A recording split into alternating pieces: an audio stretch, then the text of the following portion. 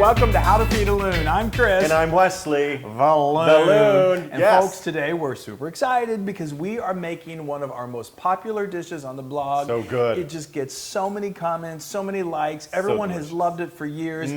It is my incredible Chicken Francese. Okay, so let's get started. Let's do this. Let's make some Chicken Francese. That's right. Okay, so of course Chicken Francese has got to have chicken, right? You know, Yeah. that's what Fran says. Wow. Fran says. Yeah, anyway, okay. so we are gonna. I've got some thin chicken breasts here, some cutlets, and thin is the key word. So I have a little trick to take my cutlets that I get from the supermarket and make them really, really thin. Here's my trick. I love to get a Ziploc freezer bag, a large one, and I put my chicken breast in there. And then I get my sturdy mallet and I turn it sideways and I whack it. I whack it, whack, whack, and it starts to spread out. Sometimes I flip it over just to distribute the whacking. And then you're going to get a really nice thin. You want it almost like 1/8 of an inch, almost like paper thin. You pull that out, and you've got a beautiful thin chicken breast. Yeah. Thin is in. And don't you cut it in half? Fat may be where it's at, but thin is in. What? Yes, and then you're going to take your knife, and there's a little cartilage sort of in the middle, so I cut it kind of along that way. Sure. It makes two really, really nice cutlets. So what I think that then is beautiful for one particular serving. So if you've got 2 or 3 of these, you're going to get probably 2 or 3 servings out of it, possibly So good, 4. folks. It's really so good. good. Okay, so let's carry on. That's why the French and the Italians always fight over whose recipe What it the is. origins is. Yeah, we'll talk about that in a minute. So now we're going to do some dredging here. Before we do that, let me explain what we've got here.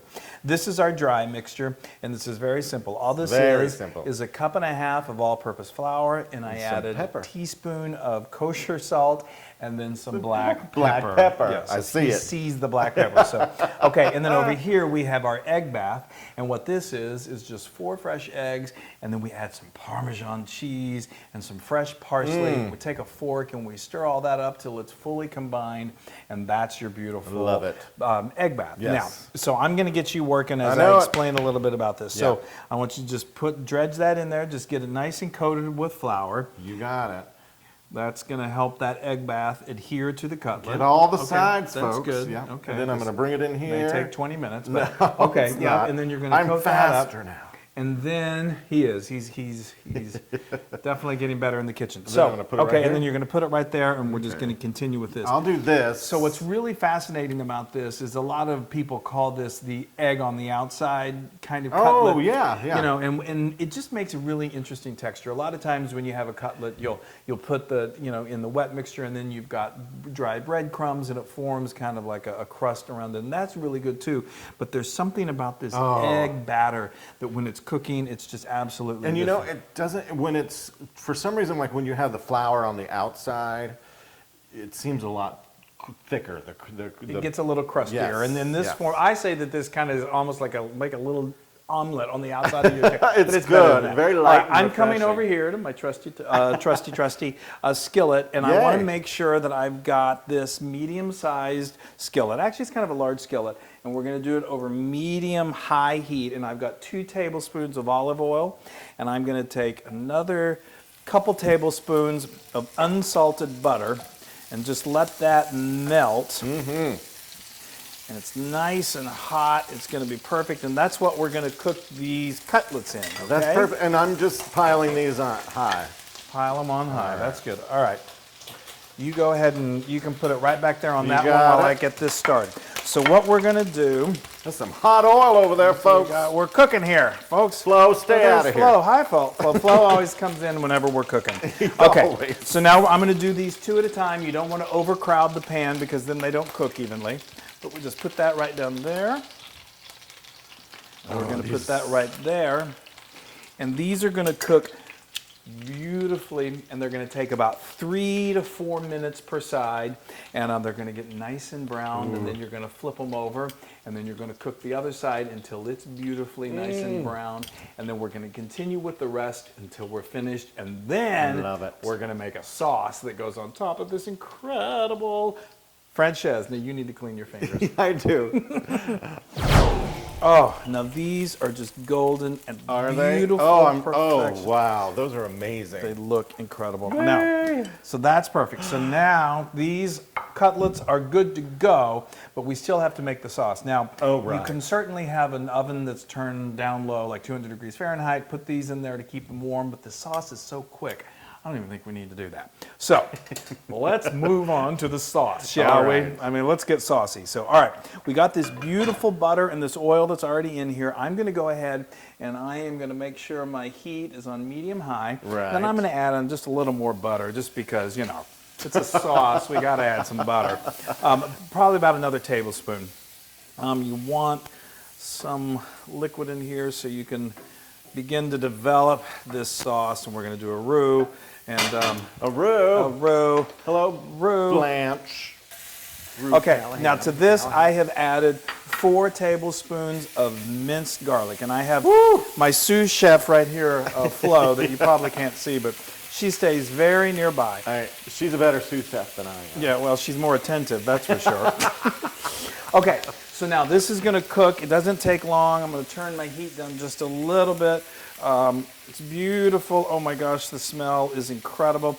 Now what we are going to do, I remember the flour that we had when we were dredging. Yes, so with the salt and the pepper. I kept some reserved. Yes, the salt and the pepper. Right, it's seasoned flour. Yes. So I'm going to take this. I kept some off to the side. Make sure you do that. I've got a tablespoon here, and I'm going to add about 2 tablespoons to this. Now, Just to give it a it's roux. what's going to start the roux. Starts Yeah. the roux.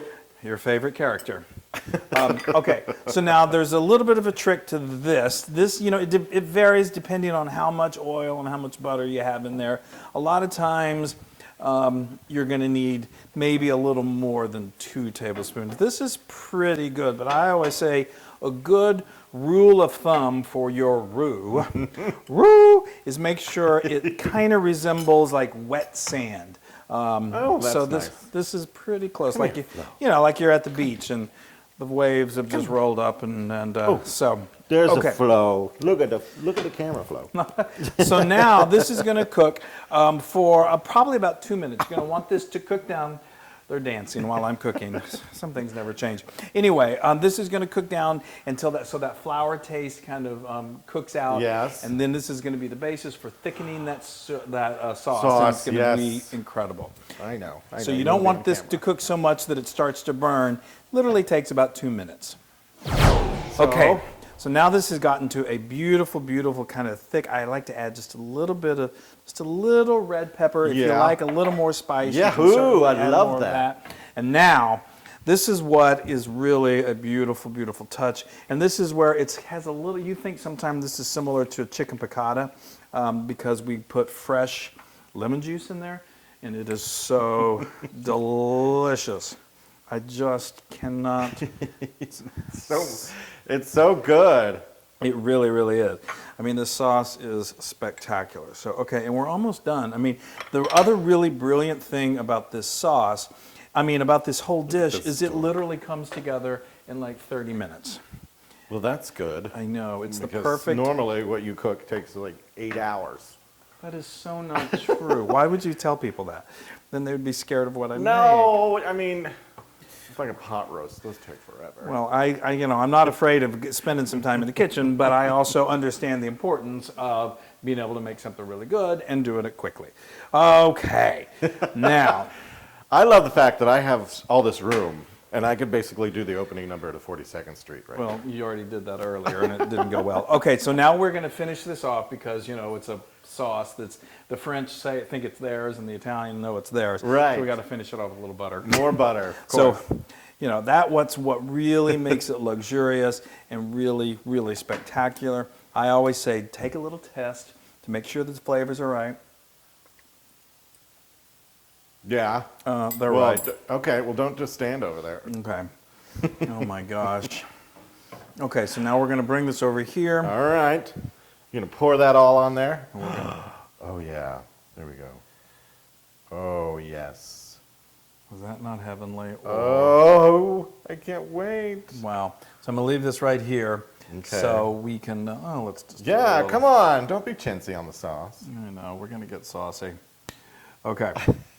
All right, so now let's go ahead and get you a nice Yes. piece of this because I know you're ready to eat. I am, folks. And then I'm going to get a little more sauce I because didn't eat anything for a very for at long least time. an hour. We're going to do a little more sauce over the top just Yay. because it's so good. I've got a little fresh parsley Yes, here. do that. Just to garnish. And we got a meal fit for a king I am or a so- queen or a loon. I'm so excited. It's just, Francese is just, the chicken Francese is, I just love the way that it's breaded. I It's know, so, and It really, the meat egg is so has, tender. it's very 'cause you tender. tenderized it, that's Well, for sure. and it's just, you don't overcook it. Right.